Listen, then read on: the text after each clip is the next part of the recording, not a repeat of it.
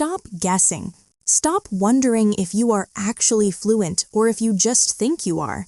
You don't need a stressful exam, you don't need to pay a tutor, and you certainly don't need to feel embarrassed.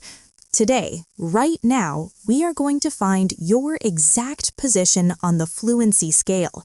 I have prepared 6 distinct stories for you. We will start from the very basics and climb all the way to the peak of mastery. By the end of this video, you won't just think you know your level, you will be certain of it. All you need is your ears and a little bit of focus. Let's begin. Hello and welcome. Today we're going on a journey through the English language. This isn't just a random collection of words, this is a structured ladder. We are going to assess your listening comprehension from A1, which is the absolute beginner, all the way up to C2, which represents mastery. Many people search for ways to test your English level effectively, and that is exactly what we are doing here. But we are going to do it naturally through storytelling. I'm going to tell you 6 stories. If the first story is easy, great. If the second one is easy, keep going. The moment you start to feel lost, or the moment you have to translate the words in your head to understand the meaning, that is where you currently stand. And that is perfectly okay, because knowing where you are is the first step to moving forward. So sit back, relax, and let's dive into the first level. Level A1, the beginner. Let's start with level A1.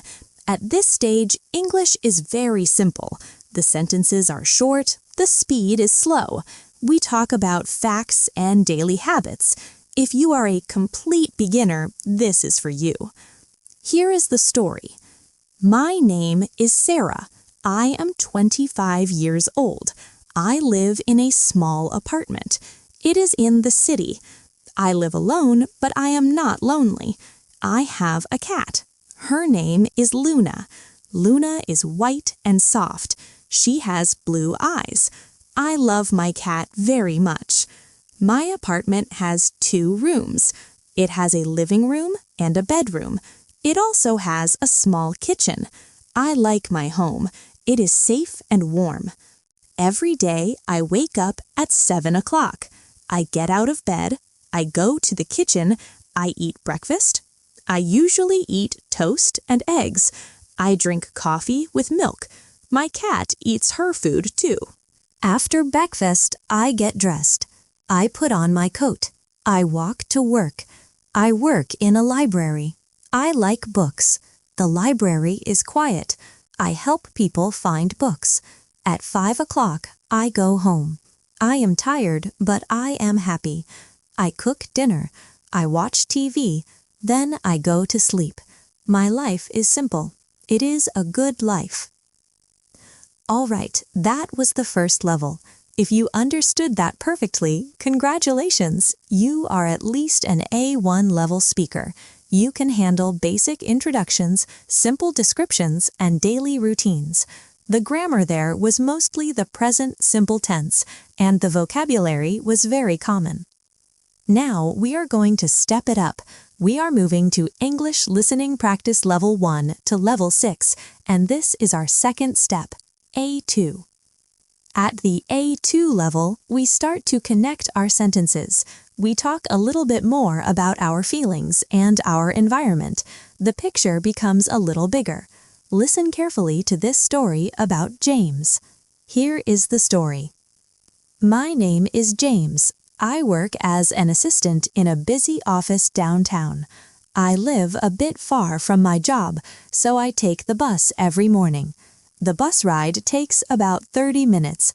Usually, I listen to music or read the news on my phone while I travel. My office is very large. There are many desks and computers. I answer the phone and write emails for my boss. My colleagues are nice people. We often eat lunch together in the cafeteria. We talk about our weekend plans or about movies. When the weather is bad, I take a taxi, but that is expensive, so I prefer the bus. I finish work at 6 in the evening. I don't go home immediately. 3 times a week, I go to the gym. I like to exercise because it helps me relax after a long day. On the weekends, my routine is different. I meet my friends at the park. We play football if it is sunny. Sometimes we go to the cinema to watch a new film. I enjoy my free time very much. Before I go to sleep, I always call my parents to say goodnight. It is a nice habit. How did that feel? That was level A2. You'll notice that the sentences were slightly longer. We used connecting words like so, because, and but. We talked about frequency, how often James does things, and we discussed slightly more complex daily activities. If you followed that easily, you are ready for the next challenge. Now we enter the intermediate zone. This is level B1. At B1, we stop talking just about what we do, and we start talking about what we think and plan. We discuss problems, solutions, and future ambitions. The vocabulary gets a bit more specific. Here is the story. My name is Daniel, and I work as a web developer. Basically, I build websites for small businesses. I spend most of my day sitting in front of a computer screen, writing code and fixing errors. I've been doing this for about 4 years. I honestly enjoy my job, but sometimes it can be quite stressful. When a client's website crashes or has a bug, I have to fix it immediately. It requires a lot of patience and logic. It's like solving a difficult puzzle. Sometimes I get a headache from staring at the screen for too long. However, the best part of my job is the creativity. I love designing something new and seeing it work perfectly. My coworkers are very supportive. If I have a problem I can't solve, we work together to find the solution. Teamwork is essential in my field. In the evenings, I don't watch much TV anymore. Instead, I'm taking an online course about business management.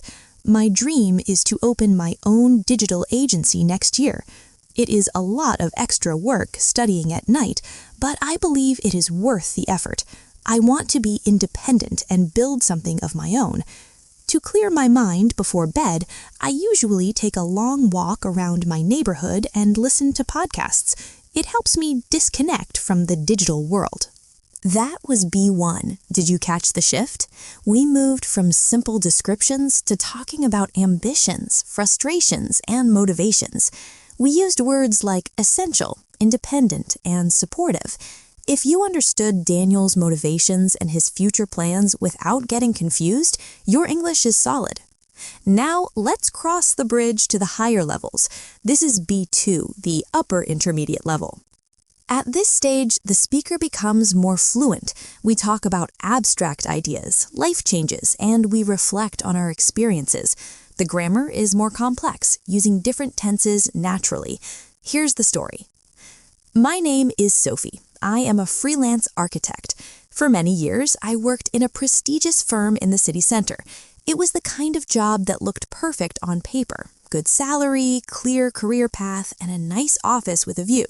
But internally, I felt stagnant. I felt like a small cog in a giant machine. I wasn't designing. I was just following orders. 2 years ago, I made the terrifying decision to quit and start working for myself. I remember packing up my desk. I felt a mixture of absolute panic and incredible excitement. I had no clients lined up, just a small savings account and a lot of hope. The transition wasn't smooth. In the beginning, I struggled with the lack of structure. When you work from home, nobody tells you when to start or stop.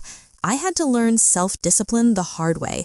There were months when I had too much work and didn't sleep, and other months when the phone didn't ring at all.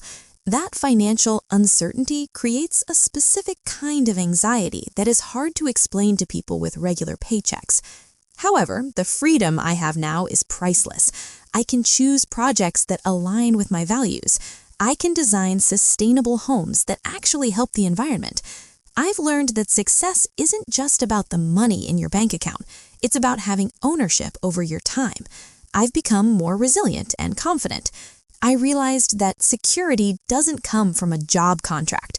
It comes from trusting in your own ability to figure things out. It's been a rocky road, but I wouldn't trade this autonomy for anything. That was B2. Did you notice the deeper connection to Sophie's story? That was B2. If you followed Sophie's emotional journey, her transition from employment to freelancing, and her philosophical realization about security, you are doing fantastic. This level requires you to understand feelings and complex situations, not just simple actions. Now we are getting into the advanced territory, level C1, the advanced. At C1, the language becomes professional, nuanced, and detailed. We discuss leadership, psychology, and interpersonal dynamics. The speaker uses idioms and natural phrasing that you won't always find in textbooks. Here's the story. I'm Robert, and I manage a large team in the logistics sector. I've been in management for over a decade, and if there's one thing I've learned, it's that technical skills are secondary to emotional intelligence. You can have the smartest engineers in the room, but if they cannot communicate effectively, the project is destined to fail. My role has evolved significantly over the years. I used to think leadership was about direction, telling people what to do and ensuring they did it. Now I view it as facilitation. My job is to remove obstacles so my team can perform at their peak. It's about cultivating an environment of psychological safety where a junior employee feels comfortable challenging a senior manager's idea. I recall a specific crisis last quarter. We had a major supply chain disruption that threatened to derail a massive contract. The tension in the room was palpable. Everyone was looking for someone to blame. My instinct was to panic, but I knew that if I lost my composure, the team would crumble. So we paused. We took a step back to analyze the variables we could control and ignored the ones we couldn't. We navigated through it, not because of a brilliant strategy, but because the team trusted me enough to be honest about the problems early on. Transparency is the currency of leadership. It takes years to build that trust and only seconds to destroy it. At the end of the day, when I disconnect, I don't think about the logistics or the numbers. I think about the people. Seeing them grow, seeing them develop resilience. That is the only metric that truly matters to me. That was level C1. Here we dealt with abstract concepts like psychological safety, palpable tension, and emotional intelligence. The sentence structures were long and layered. If you understood the nuances of Robert's leadership style, you are operating at a very high level of English proficiency. And finally, we reach the summit, level C2. This is the expert level. Here, language is almost literary. It is philosophical, poetic, and effortless. We talk about the nature of existence, time, and deep introspection. Here is the story. My name is Isabella. As I've grown older, my relationship with the concept of time has shifted dramatically. In my youth, I viewed time as a commodity, something to be filled, optimized, and conquered. I was in a perpetual state of forward motion, constantly chasing a future version of myself that I believed would finally be satisfied. I was running away from stillness, treating silence as an enemy that needed to be drowned out by productivity. But recently, I've come to understand that true clarity doesn't arrive through addition, it arrives through subtraction. We live in a world that fetishizes the accumulation of things, accolades, and experiences. Yet wisdom seems to lie in the spaces between those things. It is in the ephemeral moments, the way the light hits the floorboards in the early morning, or the resonant hum of the city settling down for the night. I write now, not for an audience or for validation, but as a mechanism to untangle the complexity of my own consciousness. Writing is an unforgiving mirror. It reflects your thoughts back to you without the filter of ego. It forces you to confront the reality that you are not the protagonist of the universe, but merely an observer passing through a stream of events. There is a profound equanimity that comes with accepting that you don't need to leave a massive footprint. Freedom isn't about the capacity to do whatever you want, it is the realization that you don't need to do anything to justify your existence. Peace isn't a destination waiting at the end of the road, it is a companion that walks beside you, provided you are quiet enough to sense its presence. And that brings us to the end of our journey. We started with Sarah and her cat speaking in short, simple sentences, and we ended with Isabella discussing the philosophical nature of time and existence. You have just listened to 6 distinct levels of English. Where did you stop? Which story felt like a struggle?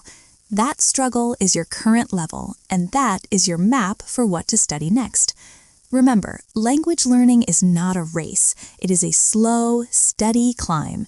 Whether you are at A1 or C2, there is always something new to discover. Please hit that like button if you found this test helpful, and make sure to subscribe to my channel, English Glow, for more content that will help you shine in your English journey. I'll see you in the next video.